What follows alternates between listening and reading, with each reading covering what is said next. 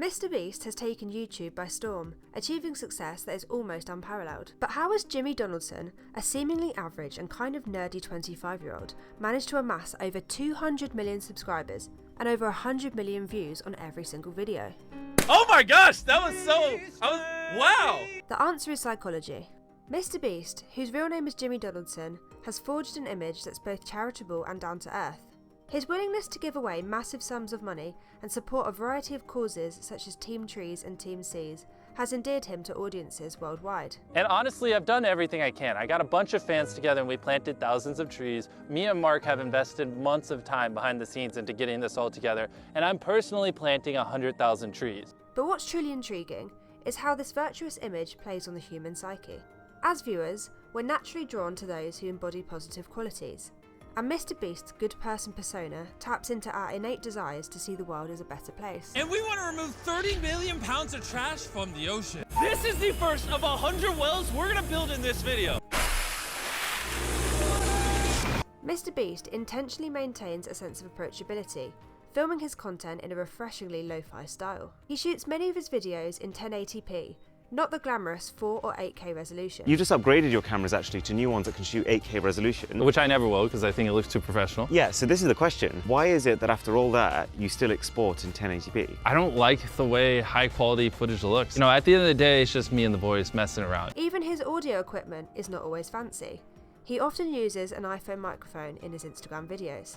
Using everyday tools makes viewers feel like they can step into his shoes. It's the embodiment of nerdy accessibility that lets kids believe that they could be just like him one day, an average guy from a small town in North Carolina who seems to have just stumbled upon greatness. This sort of feeling all of us have to just say, oh, he just found out along the way what worked and started to do that, or he just stumbled upon greatness. Phil Agnew, a marketing specialist, suggests that MrBeast's relatable image thrives on the contrast effect. While he may be one of the wealthiest creators on the platform, MrBeast's secret net worth is actually $45 billion, which makes him 25th richest person in the world. He deliberately maintains an average fashion sense, a modest house, and unpretentious hair. He doesn't post content wearing designer clothes or driving flashy cars. This contrast between his immense success and his unassuming lifestyle serves to make him even more relatable. I've somehow found these other 4 lunatics. 3 of us were college dropouts, 1 was a high school dropout, and 1, I don't know, he just quit his job. We were all super small YouTubers. Viewers can't help but compare his down-to-earth existence to the extravagance of other celebrities,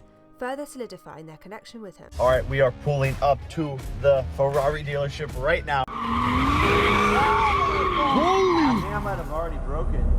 MrBeast has benefited from this by being a familiar, average American, looking like just one of the boys, but doing things that are completely unique. One of the cornerstones of MrBeast's content strategy is the principle of input bias. This psychological bias suggests that effort equates to value. This idea is clearly visible in his early YouTube videos where he takes on bizarre challenges such as cutting a table in half or counting to 100,000. 99,998. Make sure you like the video, drop a comment. 99,999. 100,000. These seemingly mundane tasks engage viewers as they subconsciously attribute value to the sheer effort and the dedication that goes into these feats. These videos exemplify the principle that demonstrating effort is more impactful than simply telling the audience that you did something. As MrBeast's success grew, he continued to apply the input bias principle. Take, for instance, his famous Squid Game video, which he informed his audience he spent $3.5 million on. While his previous videos established the idea that effort equates to value, this grand production brought the concept to a new level. The colossal effort invested in creating this video reinforces the viewer's admiration for MrBeast. I recreated every single set from Squid Game in real life, and whichever one of these 456 people survives the longest wins 456 grand. Since 067 was a big part of the show, I'll let you say green light. Green light. Red light.